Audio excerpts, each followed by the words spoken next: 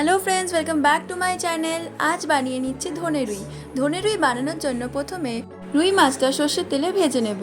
মাছগুলো ভালো করে ভাজা হয়ে গেলে মাছগুলোকে একটা বাটিতে তুলে নিয়ে সেই একই বাটিতে কালো জিরে ফোড়ন দিয়ে তার মধ্যে পেঁয়াজ কুচি অ্যাড করে দেবো। পেঁয়াজগুলোকে ভালো করে গোল্ডেন ব্রাউন করে ভেজে নিয়ে তার মধ্যে আদা রসুনের পেস্ট অ্যাড করে ভালো করে নাড়াচাড়া করে নেব।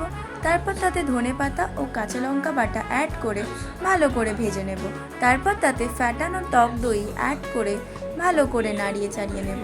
মশলা ভাজা ভাজা হয়ে গেলে তাতে আগে থেকে ভেজে রাখা রুই মাছগুলো অ্যাড করে দিয়ে আরও ভালো করে মিশিয়ে নেব।